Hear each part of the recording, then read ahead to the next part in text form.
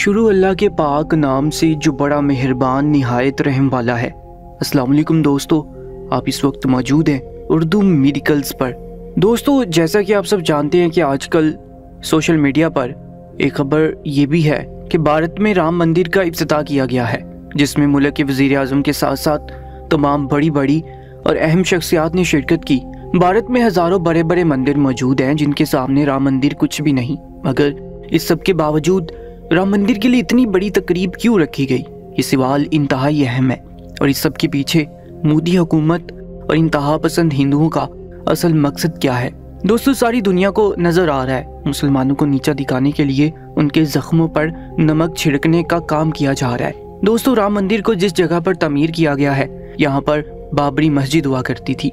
दोस्तों, 1992 में बाकायदा साजिश के जरिए बाबरी मस्जिद को मुनहदिम करने की कोशिश की गई तो मुसलमान मजबूती से इस बात के खिलाफ डट गए और इन साजिशों को नाकाम बनाने लगे, मगर मुसलमानों को शहीद कर दिया गया और शिद्दत पसंद हिंदुओं ने बाबरी मस्जिद की तोड़फोड़ जारी रखी, क्योंकि उन्हें मुल्क के वज़ीर आज़म नरेंद्र मोदी की सपोर्ट हासिल थी। पहले भी उन्होंने इंतहा पसंद हिंदुओं से वादा किया था कि अगर उन्हें वोट दिया गया तो वो जरूर बाबरी मस्जिद की जगह राम मंदिर की तमीर करवाएंगे। हिंदुओं को नरेंद्र मोदी की हिमायत हासिल थी, इसलिए उन्होंने अपने इस काम को जारी रखा।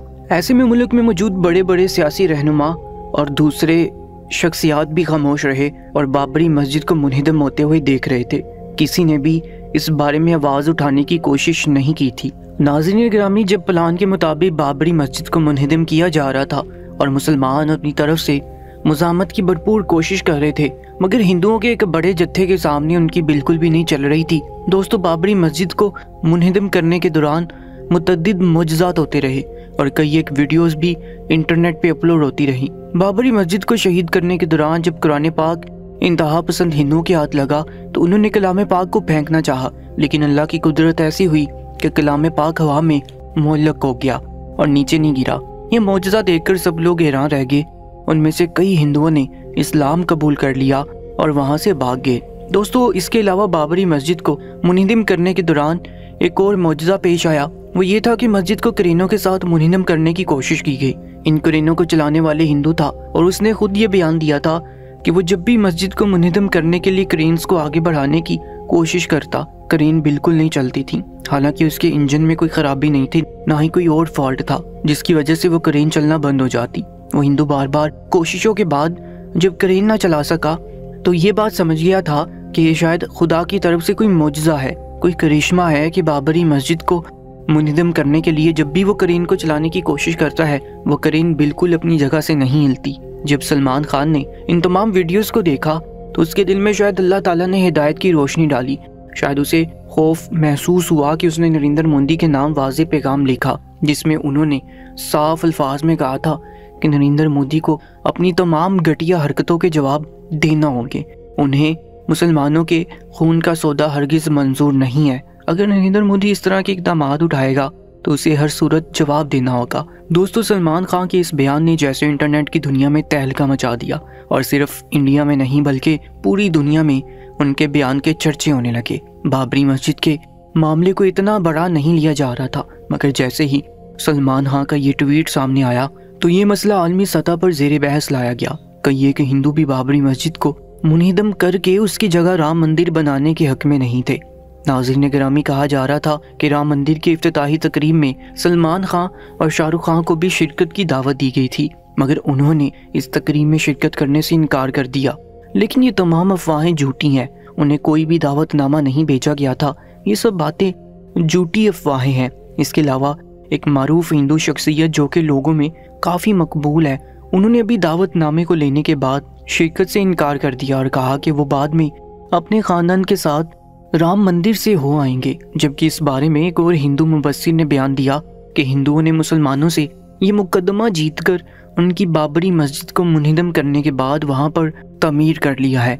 मगर इस वाक़ये के बाद न सिर्फ उन्होंने हिंदुस्तान के मुनसिफाना निज़ाम को सवालिया निशान बनाया है, बल्कि ऐसा लग रहा है जैसे भारत में से ही हिंदू मजहब ही ख़त्म हो जाएगा। दोस्तों, राम मंदिर को तमीर करके मुसलमानों के दिलों को जो ठेस पहुंचाई गई है वो कभी भी कम नहीं हो सकेगी। दोस्तों, सुनने में आ रहा है कि सलमान खान ने ट्वीट किया और कहा कि हम बाबरी मस्जिद वाला वाकया नहीं भूलेंगे हो सकता है कि यही वो वजह हो कि सलमान खान के बयान को लेकर उसे इस तकरीब में शिरकत की दावत नहीं दी गई, क्योंकि माजी में भी सलमान खान ने ऐसे कई बयानात दिए थे। दोस्तों, ये बात तो किसी से मख्फी नहीं है कि हिंदुस्तान में मुसलमानों के साथ किस तरह का सलूक किया जाता है। वहाँ पर बड़े बड़े फिल्मी स्टारों को, जिन्होंने हिंदुस्तान की इंडस्ट्री को बहुत बड़ा नाम दिया, मगर उनको मुसलमान होने की वजह से आज तक मुश्किलों का सामना करना पड़ता है, क्योंकि इंतहा पसंद हिंदू उनकी इस कामयाबी से जलते हैं, क्योंकि वो मुसलमानों को हमेशा नीचा दिखाना चाहते हैं। भारत के मुसलमान दीगर सितारों की खामोशी से रंजो अलम में मुब्तला हैं, जबकि सलमान खान को इंतहा पसंदों की तरफ से ट्रोल किया जा रहा है। मगर ज़्यादातर लोगों ने उनके इस इक़दाम को सराहा। उन्होंने एक बहादुर शख्सियत करार देते हुए उनकी तारीफ़ों में ज़मीनों आसमान के कलाबे मिलाने शुरू कर दिए। लोगों का कहना था कि भारत जैसे शिद्दत पसंद हिंदुओं के मुल्क में रहते हुए भी सलमान खान ने हक का साथ दिया और अपने मुसलमान बहन भाइयों के लिए आवाज़ उठाई, जो कि इंतहाई काबिल तारीफ़ है।